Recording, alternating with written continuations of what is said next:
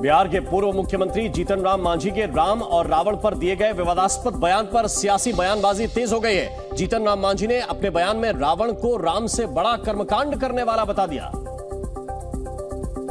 और इसके साथ ही जीतन राम मांझी ने इस बात का दावा भी किया कि राम और रावण दोनों काल्पनिक पात्र हैं, लेकिन जब राम मुश्किल में होते थे तो उनके पास अलौकिक शक्तियां आ जाती थीं, जबकि रावण के लिए ऐसा नहीं होता था। रावण को वो लोग नीचा दिखलाते हैं, लेकिन कर्म के आधार पर हम मानते हैं कि राम से ज्यादा रावण कर्मकांडी। जीतन राम मांझी ने रामचरितमानस में लिखी गई कई बातों पर भी सवाल खड़े करते हुए उन्हें हटाने की मांग की। बातें जो कही जा रही है तुलसी के रामायण में बहुत सी ऐसी बातें हैं जो कि गलत बातें हैं।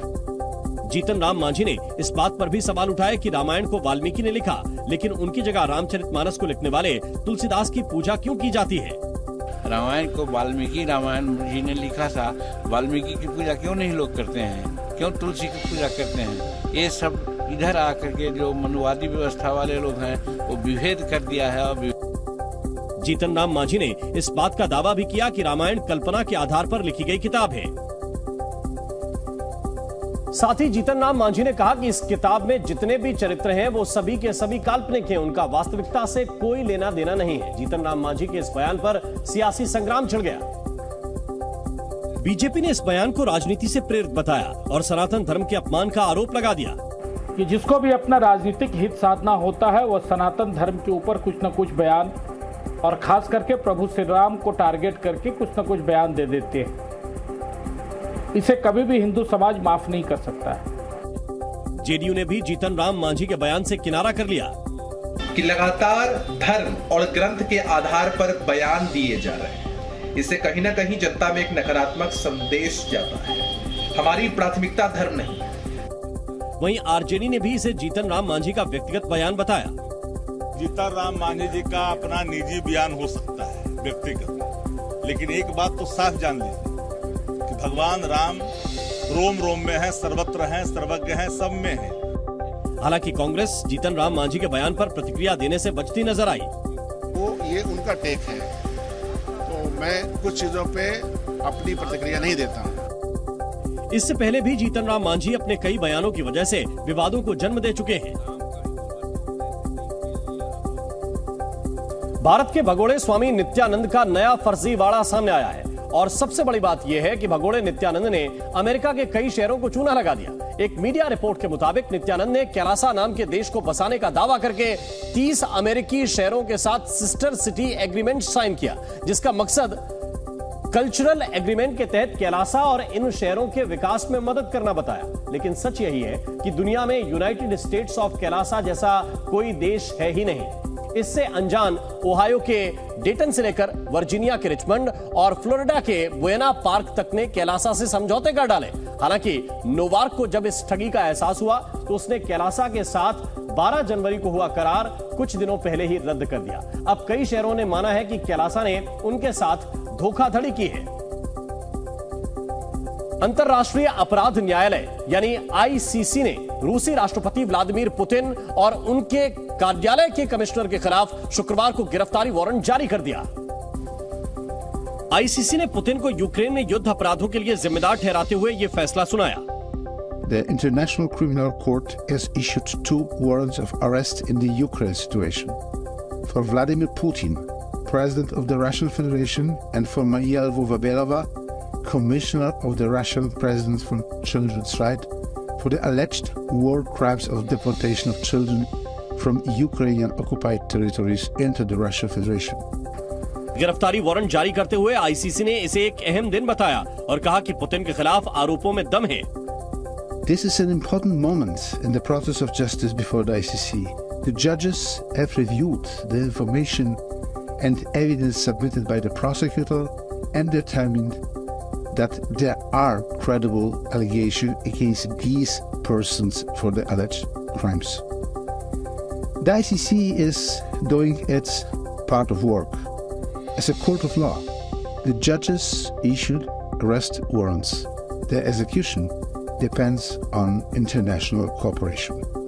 हालांकि पुतिन के खिलाफ गिरफ्तारी वारंट पर रूस ने नाराजगी जाहिर की। रूस ने इस वारंट को अपमानजनक और अस्वीकार्य बताया और कहा कि रूस कई अन्य देशों की तरह इस अदालत के अधिकार क्षेत्र को मान्यता नहीं देता है। रूस आईसीसी का सदस्य भी नहीं है, इसलिए कानूनी रूप से इस अदालत के फैसले की कोई अहमियत नहीं है।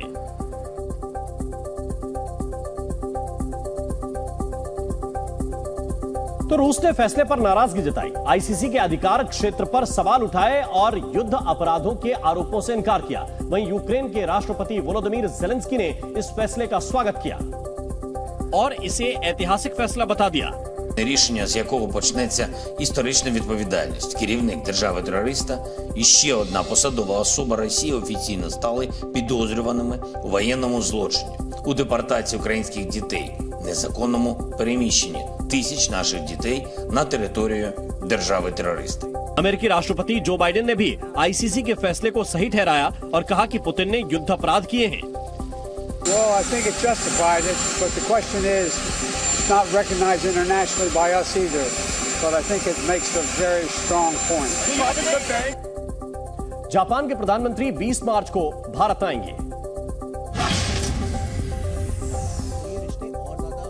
जापान के प्रधानमंत्री फुमियो किशिदा 2 दिवसीय यात्रा पर भारत आ रहे हैं। इस दौरान वो पीएम मोदी से मुलाकात करेंगे। दोनों नेता G7 और G20 देशों की बैठक को लेकर चर्चा करेंगे।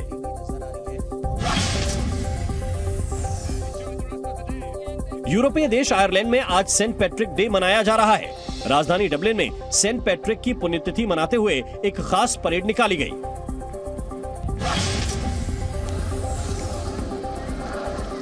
फ्रांस में मैक्रों सरकार का पेंशन सुधार बिल पास होने के बाद हालात बिगड़ गए हैं।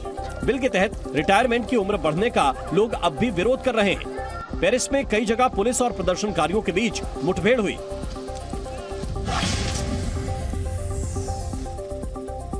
दक्षिण अमेरिकी देश पेरू में बारिश और भूस्खलन मुसीबत बना हुआ है।